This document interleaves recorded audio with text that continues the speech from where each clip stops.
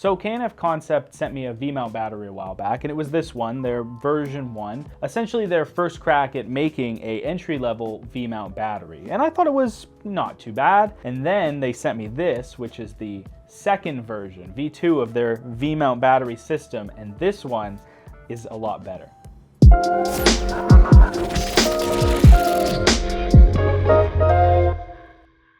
Hey guys, what's going on? My name is Josh Diaz from the Josh Diaz DOP YouTube channel. Today I'm here to give you a closer look at the K&F Concepts vmount battery version 2, their mini vmount battery, which is currently on sale alongside their version 1. Before we get into that, if you haven't checked out the original review for the K&F Concepts version 1 vmount battery, I would encourage you to do so. There will be a link above that goes to that video. But without further ado, let's get into the review for the version 2 of the K&F Concepts vmount battery. This is K&F Concepts' second version of their mini vmount smart battery. Essentially the second time they've tried to capitalize on this incredibly popular market of entry-level vmount batteries for video shooters. Like the smart vmount battery market right now, there's a lot of products like Small Rig and some from Newer and other budget brands. And essentially what makes these batteries smart vmount batteries is that a lot of them, they just have connections along the top that you can access with different cables, mostly USB-C and USB-A, but sometimes DC barrel and other types of connectors. Traditionally, a vmount battery wouldn't have these connectors. You'd have to access the power via a breakout box or a battery plate. But this new suite of vmount batteries essentially eliminates the need for those because you can access their connections and essentially their power in other ways, just by standard USB cables, and they still have D-tap cables on the side. But that's what makes them smart. Not necessarily any computational tech on the inside, but more just added connectivity. First, let's talk about the packaging for the new K&F Concept vmount battery. And the packaging is really just standard fare for K&F. It's a basic slide top box made of stiff cardboard with some foam padding on the inside. The battery also comes with a physical paper manual and a braided 2-foot USB cable with matching aluminum alloy accents. And that is actually a pretty nice touch, given that most of these batteries don't come with any cable accessories at all. They expect you to supply your own. As for the battery itself, it features pretty solid construction with a bunch of different materials and textures to kind of break up the pattern. You'll immediately notice the kind of gunmetal silver brushed aluminum on the outside, which feels really nice to the touch and is pretty premium, given that I don't see a lot of vmount batteries, at least on the entry level, utilizing metal in their construction. So it's interesting to say the least. It looks really slick on the camera, and the grooves along the side help just kind of holding the battery and maneuvering it when you're using it on a camera rig. I'd call it gunmetal gray, but it's actually a little cooler.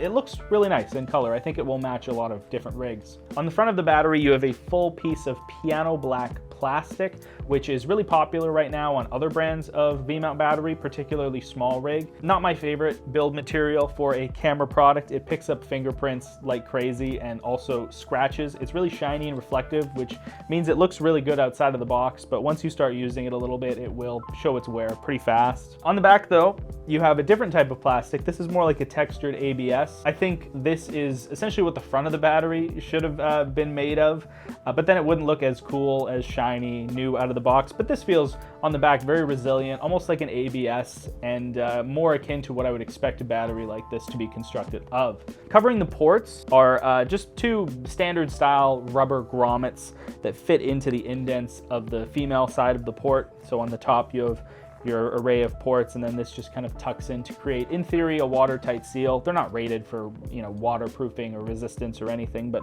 it does give you a tight seal. And then on the side, you have your D-tap, which has a very similar rubber grommet that fits into the side. Both of them are retaining, so you can't pull them out and place them into your bag. They're going to kind of hang off the battery, which some people like, some people don't, but I think it's pretty standard fare for these entry-level smart V-mount batteries. The grommet on the side covers a D-tap port, so you have a D-tap on the side, and then on the top you have one USB-A port, two USB-C ports, with one of them being fast charging, and then you have one DC 12 volt barrel port as well, which can be useful for powering accessories. I love the layout of these ports. I think it's a good mix of versatility, especially having two USB-C ports along the top. A lot of these smart batteries only come with one. You have fast charging and regular charging. Most cameras charge now over USB-C, so you can use one of these to power USB-C for your camera. And then what I use The other USB-C 4 is just to power a Hollyland wireless HDMI kit, which runs off of USB-C. So it's really versatile.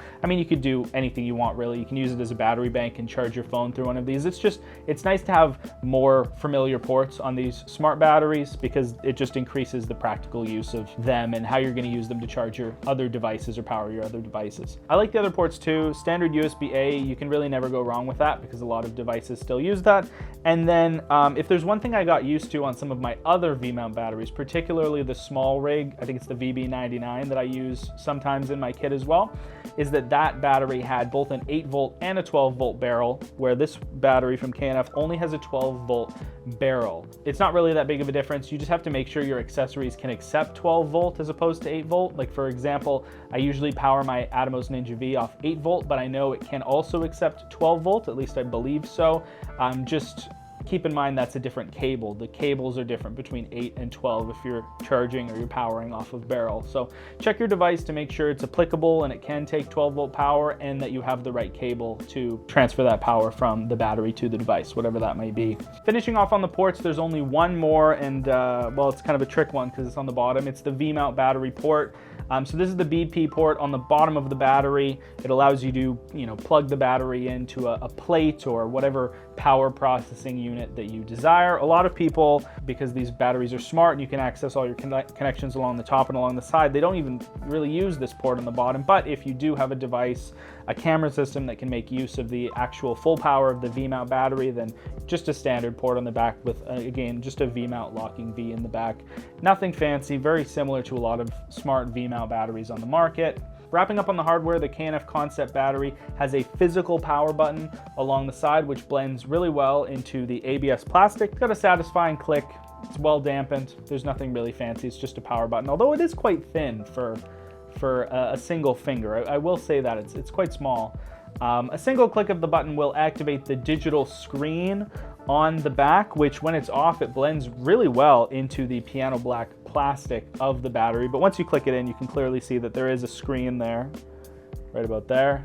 You can hardly see it when the screen is off, but when it's on, you can see it and it gives you a good indication of what the battery is doing. After a little logo animation, which plays a little too often for my taste, essentially every time you turn on the battery, you see your percentage charge of the battery, and then when you plug something into the battery, you get some more useful information like how much draw is being used and from what port and how that is affecting your battery life. So it gives you a good indication of how long the battery is going to last and what your big draw devices are, which again is very similar to a lot of the other smart batteries on the market. So it's not necessarily doing anything different, it's just maintaining the status quo, which at its price point, and we're going to talk about that later, might not be a bad thing. Oh, and of course, to charge the battery, you can use the included USB-C cable and plug it into either of the USB-C top options on the top of the V-mount. Being an industry standard size battery that is just big enough to fit in a carry-on to go on a plane legally at 99 watt hours and 6,700 milliamps, it will take about 2 hours to charge this battery, give or take, from a wall outlet using the included fast charger, but this full battery will likely last you all day depending on how much draw you're going to be using from your other devices. And I'm just trying to think of my last shoot that I used this. I was powering a camera, I was powering a monitor, and I was powering a wireless HDMI, and I think I got 8 hours. Again, these V-mount batteries, they hold a ton of power, and they're really a godsend for someone not looking to change all different types of batteries or burn through a bunch of small batteries in a day. A battery like this can really help you maintain all of your devices, and so you don't have to worry about managing many different batteries when you're supposed to be focusing on the work that you're trying to do instead. Should you buy it? Let me just say that I think this new battery, the K&F Concept version 2 mini V-mount battery, is a great option if you're looking for a budget V-mount battery that comes with modern features, and I guess importantly for K&F, does not look budget. This battery actually doesn't look cheap, which is a kind of a surprise. So K&F is improving, especially because if we look back at their version 1 that was released only a few months before has a USB-C and a USB-A, and that's it. I mean, it has the D-tap and the BP port on the bottom, but in the span of just, a very short amount of time, they managed to add a faster USB-C, another USB-C, and a barrel port, and improve the construction, and improve, in my opinion, the aesthetics and reduce the cost in just a matter of months. So I don't know how they're able to do it over at K&F. I think in terms of their product stack, they've really hit it out of the park in beating their other product and making a really enticing budget V-mount battery that I've enjoyed using on several projects. Even over the past few weeks, this battery's made it into my bag. So I think it's done a pretty good job so far. I've seen this battery on sale for a few different price ranges, ranging from $139 USD at the high end to $99 USD on sale. I'd say for $99 USD, this battery is a great purchase. Honestly, it's pretty straightforward. You're getting the features of batteries from brands, like Small Rig, the more popular brands in the space, at a lower price that arguably looks better depending on the style and the look of your build. It might fit in a bit better. Obviously, the other brands could be a good option as well, but at $99, like, you're getting a heck of a value, even compared to super entry-level brands like Newer. I think you'd be hard-pressed to find a better value at $99.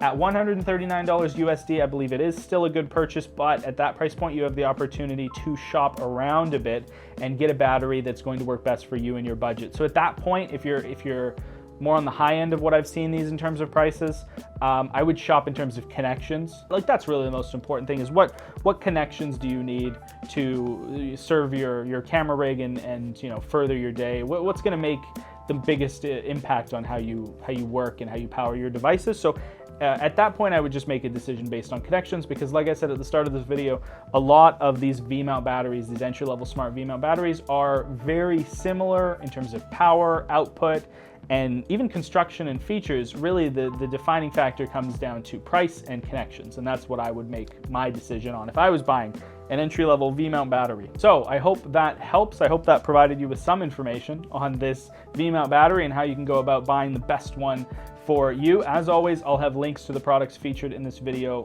below, linked in the description, and K&F Concepts has very kindly provided viewers of this channel with a code for 17% off products on their site, which I will have linked below as well. So if you did want to pick up a battery like this, you can do so. But that's it for me and my review. Let me know what you guys think in the comments section below. Would you go with a brand like K&F Concept for your V-mount battery needs if it meant you could save a few bucks? Thank you for watching. I appreciate you all very much, and I will see you in the next video.